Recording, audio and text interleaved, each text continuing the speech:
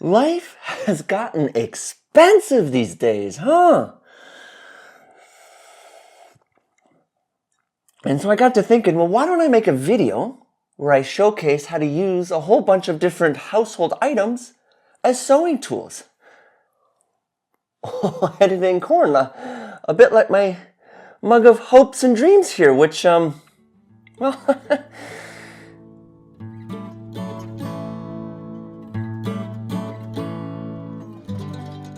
These little spools of thread can get rather expensive, and so what do? Well, you get one of these big suckers for the colors that you use most often.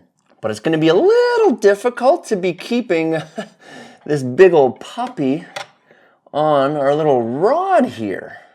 So to solve the problem, you could of course spend your hard-earned coins on a thread stand, or take your mug free of dreams, and boom. Unfortunately, it's not quite that easy. See, here's the thing. You want absolutely no tension on your thread as it's coming off the spool, which is why most often you see it being pulled straight up like this. Hence the thread stand having this long stick with the loop at the top here. Not an issue though. I just take one of my old cheap coat hangers, a little bit of bending and folding, wrap it around the handle of the mug so it's nice and secure, and boom, we have got ourselves a thread stand. Looks like our dreams are alive and well. Alternative options are mason jars, vases, anything tall and thin that you can stick a spool of thread in. My name is Cornelius Quiring. That's my logo. That's my word mark. And Cornelius.ooh is my website.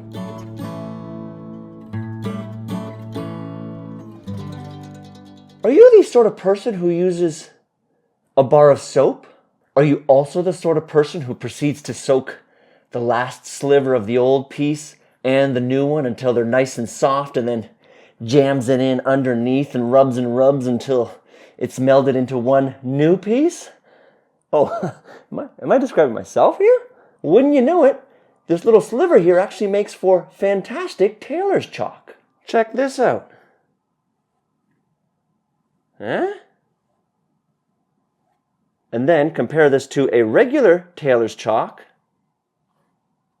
Just as effective. And because it's soap, it can quite literally be washed out of the garment once you're done making it. Oh, and my favorite part of all, I can sharpen it for a nice crisp edge exactly the same as I do my tailor's chalk. Also, shout out to the viewer who taught me this method of sharpening.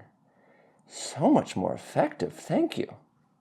Might even be able to cut my fabric with how sharp and crispy that edge is, huh? Giant shout out to all the heroes down in the comments as well. I learned so much from all of you. Unsung heroes, thank you.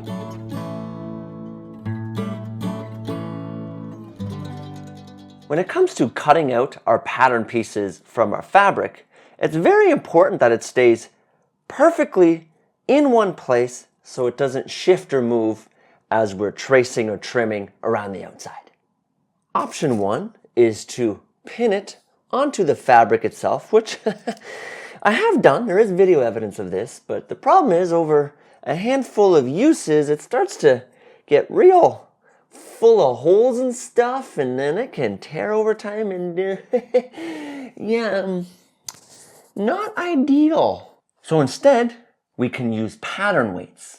And these again come in all different shapes and sizes. There's these big old cast iron patty pressing looking like things. There's these little mini hacky sacks as an option. Or we can scurry on to our kitchen and grab a whole bunch of mugs or cups, and boom, we have got ourselves some pattern weights. By the way, aren't these a stunningly gorgeous green color? I got a whole set, mugs, bowls, saucers, plates, at my local thrift store for $30. And that's Canadian dollars, which ain't worth a whole lot these days. And while we're here, this fabric is rather wrinkled. If I was cutting this out for real, I would be pre-pressing the fabric to be as smooth and flat as possible, because that's going to go a long way in improving the accuracy of my cut, which is going to make things fit together much better when I actually sew it together. Also, you know what has pleasantly surprised me? The amount of you folks who've messaged or told me that you hand sew your own garments.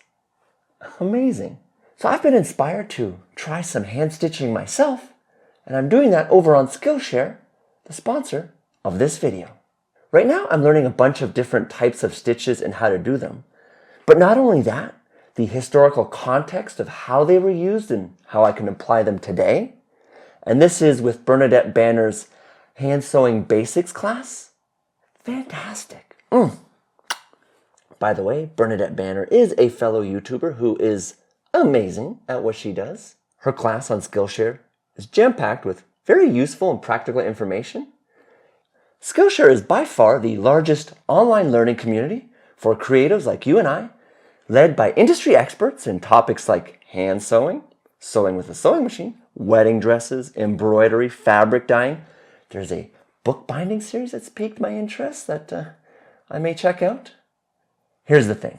Skillshare is fantastic to help you take your career, your hobbies, your passions, or your side hustles to the next level. I forgot to mention, Bernadette has multiple classes over on Skillshare.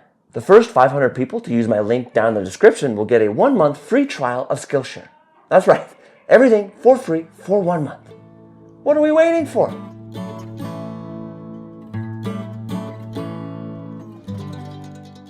The key to ironing and pressing is, in fact, water. I've discussed this in other videos. I'll link it here if you're interested. If you're looking to remove wrinkles and creases, use water.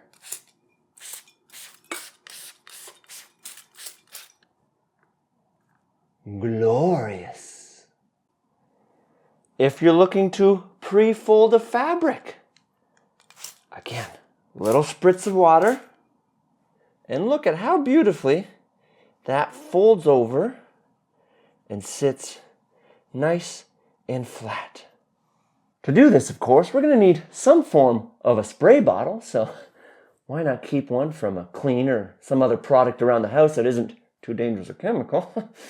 Rinse it out, fill it back up with water, and Bob's your uncle.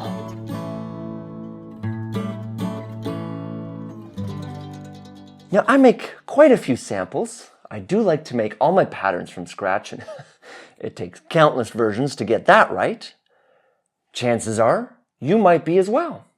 So we could go out and buy some muslin fabric, which is relatively cheap and affordable, or we could instead just not throw out our old bed sheets after they've, sprung a leak, let's say. And voila, we have ourselves a whole bunch of fabric to make a sample out of. Or a toile, as it's officially known. And by the way, how many of us, let's be honest, have been saying it's a toile? I know this guy has, up until I decided to research it for one of my recent videos. And yeah, it's a toile. French word, apparently. Bonjour. This is a fitted sheet that I picked up at the thrift store and got quite a bit of use out of before it was spent. And then I just trimmed the elastic off the bottom and then cut into the corners. That was previously like this. And voila, I have a nice flat sheet to use. I've got some wrinkly fabrics, eh?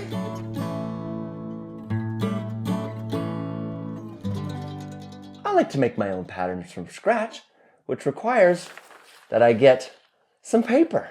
And now I'm very fortunate in that so many of you watch these videos. Companies go ahead and send me big old rolls of drafting paper. But it wasn't always like this. I used to just tape together big old pieces of flyers.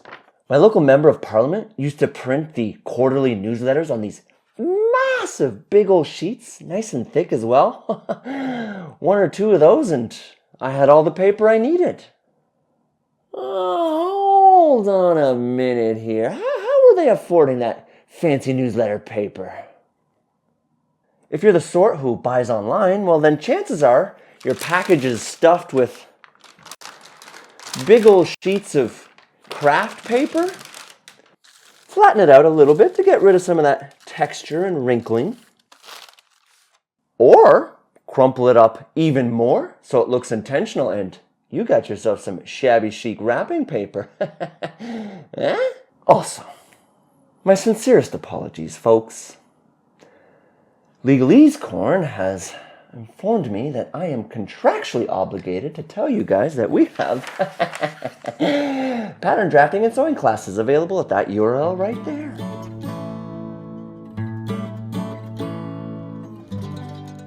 I've gone ahead and sewn myself a nice square corner here that I want to turn around the other way. Before we do that though, a couple quick pro tips. Number one, if you're adding interfacing, cut it at an angle just inside the corner to reduce the bulk.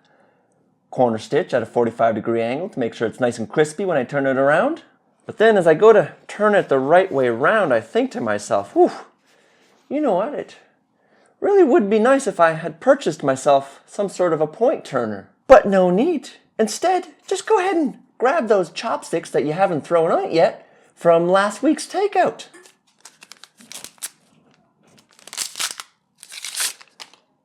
Two lovely, don't want to, what's going on? Two lovely point turners. Take this beauty, put it inside, and just push it on out. And the trick always is to swipe to the side rather than harpooning. If we want to take things just one step further, grab a little piece of sandpaper, just round off the edges for more of a ball tip. Oh, a thing of beauty. You might even be able to convince someone you bought these. Oh, barbecue is more your speed. Well, in that case, might I suggest skewers? Work pretty decently for the artistically inclined. The end of a paintbrush is good as well. Honestly, anything that's long and pointy and relatively strong enough to do a bit of pushing, you got yourself a point turner.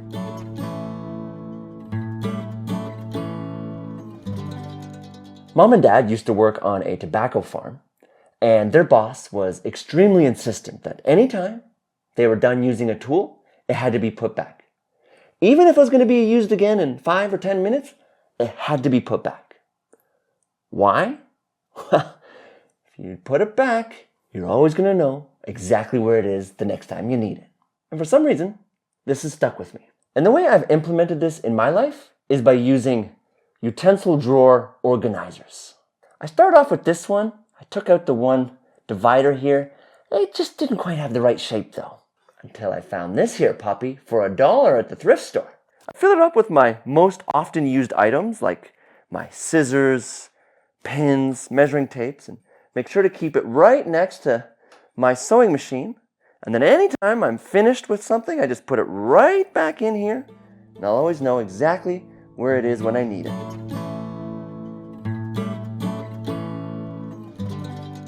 And for this final item, it's less of a sewing tool and more of a safety tip, but still using a household item. What do you do with your old spent needles? Throwing them in the trash, perhaps? Well, might I suggest instead taking an old prescription bottle or, honestly, any hard shell plastic container or bottle of sorts? I just like these ones for the size. And use it to collect all your old needles and pins. And once it's full, bring it to a local pharmacy, and chances are very likely they'll dispose of it for free. And don't go thinking I'm any kind of a hero. I didn't come up with this. This is thanks to a commenter who mentioned it and seemed like a great idea, so I've implemented it myself and just want to share it with all of you. This guy's still got lots of learning to do, you know? For the 10th and final household item that actually makes for a fantastic sewing tool, I pass the talking scissors over to you. What's some common household items that you find yourself using regularly during sewing projects? I know I certainly would love to learn some more, and I'm sure there's plenty of viewers as well that would like to know as well, so do share down in the comments. And might I interest you in possibly becoming a member of the Corn Cob Club? Be one of those juicy kernels on this here ear. Not only are you supporting my efforts, but you get access to exclusive content, big old discounts on my courses, there's a group chat, and you could possibly get your name right over here. To join, just head on over this URL right here, or press the join button down below. And a massive, massive thank you to everyone who is already a member. All right, Toodles, thank you for watching. I hope you have a fantastic rest of your day, or night, or whenever you're watching this.